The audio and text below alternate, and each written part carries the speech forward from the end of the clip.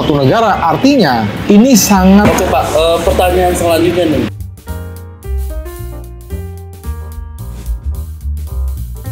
Selamat sore Andrew. Ya, sore. Video kali ini kita akan membahas tentang, yaitu berjudul tentang apa yang diperjualbelikan di Forex Pak. Oh iya, siap. Mengenai banyak pertanyaan dari netizen, sebenarnya tuh Forex itu memperjualbelikan apa sih Pak? Ya, sebelum masuk ke situ, Andrew jelasin dulu penjelasan tentang Forex itu sendiri. Karena kalau kita mau menjelaskan sesuatu, kita harus step by step, satu persatu. Jadi Andrew akan mulai dari penjelasan apa itu Forex, ya. Jadi Forex itu merupakan singkatan dari yang namanya adalah Foreign Exchange. Ini sama dengan kita melakukan transaksi atau kita melakukan jual beli antara mata uang yang satu dengan mata uang yang lain. Jadi itu yang disebut dengan Forex atau Foreign Exchange. Kalau sebelum adanya internet, kita sudah mengenal Forex. Hanya bentuknya itu adalah fisik. Contohnya misalnya kalau teman-teman mau pergi ke negara Amerika. Nah di Amerika kan nggak bisa pakai rupiah kan. Jadi dia harus menggunakan US dollar, mata uang negara Amerika. Jadi teman-teman harus ke money changer, menukarkan antara mata uang rupiah dengan mata uang dolar. Nah itu juga sudah termasuk dengan yang namanya Forex. Atau teman-teman mau pergi ke Australia. Nah di Australia dia tidak bisa kita belanja pakai rupiah, nggak bisa. Jadi teman-teman harus menggunakan dolar Australia supaya bisa menggunakan atau berbelanja di negara Australia. Nah, itu yang dimaksud dengan Forex. Nah, seiring perkembangan zaman, ya, dengan adanya internet, kalau yang dulu itu kita mau melakukan transaksi mata uangnya harus ke money changer, sekarang kita bisa melakukan transaksi mata uang dengan menggunakan media elektronik atau internet. Nah, jadi itu, ya, Forex itu adalah Foreign Exchange. Pertukaran mata uang satu dengan mata uang negara yang lain. Itu.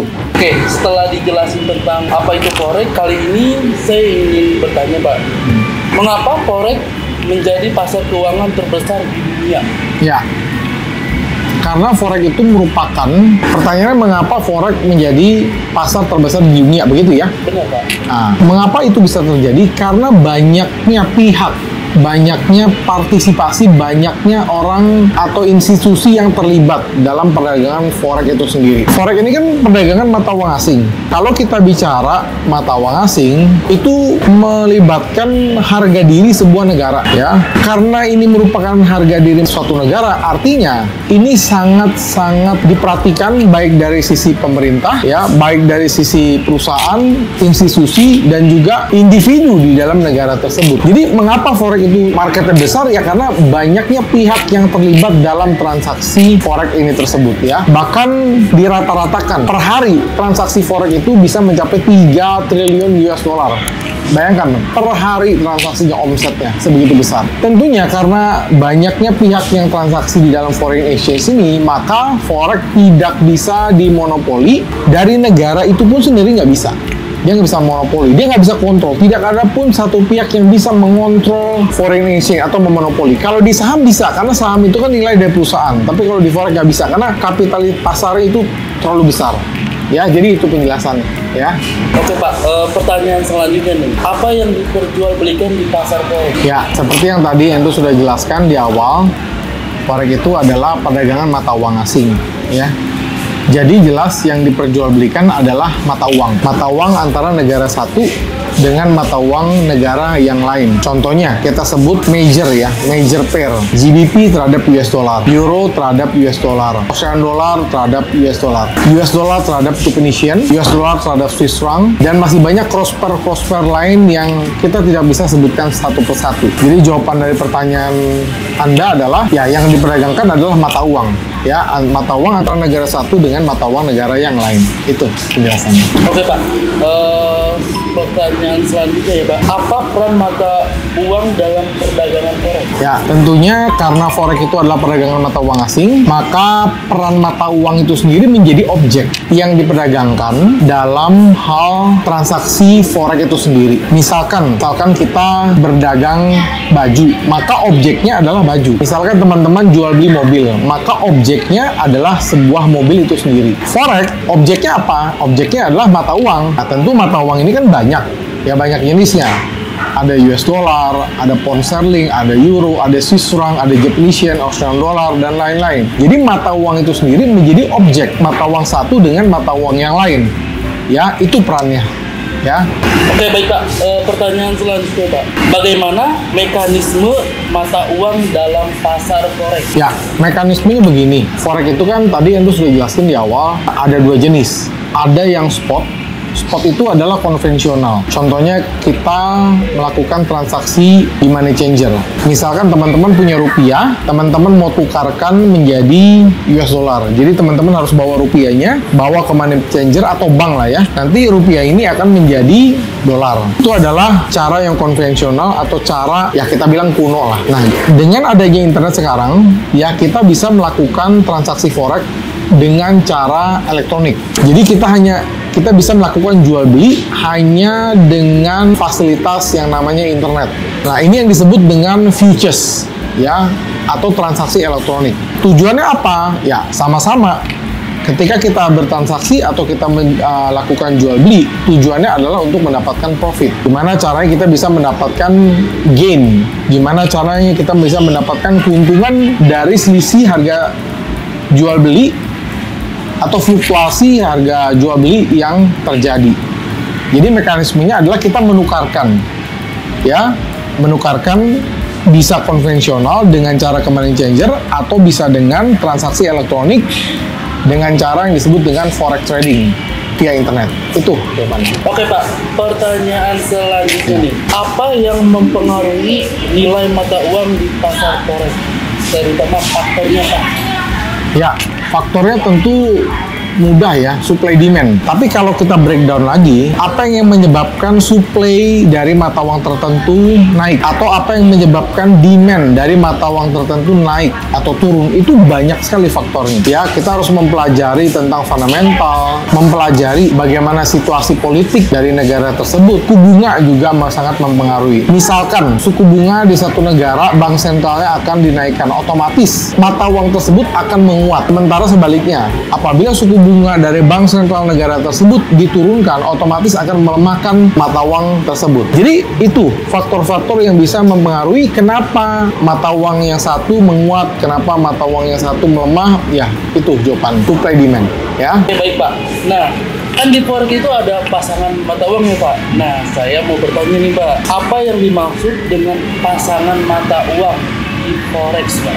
Ya, pasangan mata uang artinya ya mata uang satu dengan mata uang yang lain. Contohnya antara euro dengan USD. Karena yang namanya transaksi atau jual beli tidak bisa mata uang tersebut tunggal. Jadi harus dicari lawannya. Misalkan euro terhadap US dollar. Ya, itu disebut dengan pair, pasangan. Nah, sama apabila kita ingin transaksi di forex, kita harus mencari pair apa yang kita mau transaksikan. Misalnya euro dengan US dollar, atau GBP dengan US dollar, atau GBP dengan Japanese yen. Jadi kita harus mencari pasangan itu. Nah, biasanya nilai yang apabila mengalami penguatan, otomatis grafik chartnya akan mengalami kenaikan. Tetapi apabila mata uang yang berada di depan dia mengalami pelemahan, otomatis biasa chartnya akan mengalami penurunan. Ya, jadi itu penjelasan yang disebut dengan pasangan mata uang. Jadi dua pasang mata uang satu dengan mata uang yang lain, dibandingkan harganya, dilihat pergerakannya, dicari mana yang lebih kuat, mana yang lebih lemah, dan kita bisa mendapatkan keuntungan dari fluktuasi harga tersebut. Itu dia. Baik Pak, pertanyaan selanjutnya nih. Tadi kan sudah dijelaskan ya Pak tentang pasangan mata uang. Terus pertanyaan selanjutnya, bagaimana pergerakan harga mata uang forex Pak? Ini mirip dengan pertanyaan sebelumnya ya. Jadi ya, Andrew sedikit mengulang bahwa ini sangat tergantung dengan yang namanya supply demand. Apabila mata uang yang satu demand-nya lebih tinggi dengan mata uang yang lain, otomatis mata uang tersebut akan menguat terhadap mata uang yang lain. Sebagai contoh, kita bicara antara euro dengan US dollar. Euro demand-nya tinggi, permintaannya tinggi, sementara US dollar supply-nya tinggi, ya pasokannya itu tinggi. Artinya, otomatis euro akan jauh lebih kuat daripada US dollar. Satu contoh lagi, misalkan kita bicara pasangan mata uang antara USD dengan Japanese yen. Kalau US dollar supply-nya tinggi, sementara Japanese yen demand-nya tinggi, otomatis US dollar akan melemah terhadap Japanese yen. Japanese yen akan lebih kuat daripada US dollar dan chartnya akan mengalami penurunan. Jadi itu penjelasannya. Baik Pak, terima kasih atas jelasan dari pertanyaan tadi Pak. Nah, saya mau bertanya tentang apa yang dimaksud dengan spread dalam perdagangan forex Pak? Ya, spread ini adalah selisih harga jual dan harga beli. Contohnya begini, misalkan kita datang ke bank, kita ingin membeli dolar, maka bank akan memberikan harga yang lebih tinggi. Itu disebut dengan harga jual. Contohnya ya, harga dolar kalau kita mau beli, artinya bank menjual 15.500. Sementara kalau kita mau jual dolar, berarti banknya beli, harga dolarnya bukan 15.500, tetapi menjadi 15.000. Nah, berarti kan ada selisih 500 rupiah.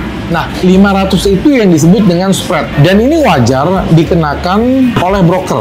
Ini keuntungan dari broker sebagai pedagang. Jadi spread itu secara simpel artinya adalah selisih harga jual dan harga beli ditetapkan atau dibebankan kepada investor. Ya, oleh siapa? Oleh broker. Atau kalau teman-teman transaksi di bank, dibebankan oleh bank. Dan itu memang semuanya begitu. Karena kalau dagang tidak ada spread, ya pedagangnya ya nggak ada untungnya gitu. Jadi itu ya. Pak, terima kasih atas penjelasan ini. Terakhir nih Pak, pertanyaan terakhir. Bagaimana seorang trader memperoleh keuntungan di pasar forex Pak? Ya, gampang. Cara seorang trader mendapatkan keuntungan adalah dari selisih transaksi dia. Contohnya begini, sama seperti cara dagang konvensional. Kita beli di harga rendah, jual di harga tinggi. Selisihnya itu adalah menjadi profit kita. Sama dalam forex. Jadi kita harus mencari mata uang yang kedepannya akan naik. Kita harus beli. Ketika benar-benar terjadi harganya naik, kita jual di harga yang lebih tinggi dan selisihnya itu menjadi profit kita. Kelebihannya dalam transaksi forex trading ini adalah kita bisa melakukan transaksi dua arah. Misalkan kita melihat salah satu mata uang atau salah satu pasangan, mata uang satu akan melemah dengan mata uang yang lain. Kita bisa melakukan posisi open sell. Ketika kita open sell, harganya turun, lalu kita melakukan close buy. Selisihnya antara open sell dengan close buy itu menjadi profit kita, menjadi keuntungan kita. Nah, jadi Endo sarankan buat teman-teman yang ingin bertransaksi di forex harus menguasai analisanya. Karena analisa itu adalah kunci keberhasilan dari seorang investor maupun kunci keberhasilan dari seorang trader ya untuk bisa mendapatkan kesuksesan dan juga mendapatkan profit sehingga kita terhindar dari yang namanya risiko. Tapi teman-teman harus paham juga bahwa yang namanya bisnis, yang namanya jual beli apapun. Teman-teman mau jual beli HP, teman-teman mau jual beli mobil, jual beli apapun ya, even kita makan di restoran pun mereka buka restoran pun pasti ada risiko. Hanya memang tingkatan jenis risikonya memang beda-beda. Memang forex ini merupakan tingkat risiko yang bisa dikategorikan tinggi. Justru karena kategori risikonya tinggi, Anda harus belajar. Kalau Anda tidak belajar di forex trading, Anda tidak mau mengupgrade kemampuan kalian dalam transaksi, dalam hal analisa, maka kita bukannya untung, tapi bisa menjadi buntung alias rugi. Nah, jadi itu jawaban Andrew secara lengkap dan detail. Mungkin ada lagi? Oke Pak, untuk konsultasi nih Pak, ya. Misalkan belum paham, konsultasinya kemana Pak?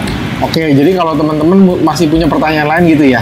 Benar Pak. Teman-teman kalau punya pertanyaan lain, teman-teman boleh Telegram atau WhatsApp di 0815 99 10 880. Atau buat teman-teman yang mungkin nggak mau direct kontak ke kita, teman-teman bisa tulis di kolom komentar pertanyaan apapun. Andrew akan selalu membaca dan Andrew akan selalu mereplay pertanyaan-pertanyaan yang masuk ya. Nah, jadi itu. Dan ini juga merupakan sekaligus penutup juga buat teman-teman ya yang sudah mendapatkan manfaat dari edukasi ini. Jangan lupa untuk membagikannya ke orang lain supaya orang lain juga bisa mendapatkan manfaat dari video ini. Dan akhir kata, sampai jumpa di video-video edukasi lainnya, tips trading lainnya, dan salam profit.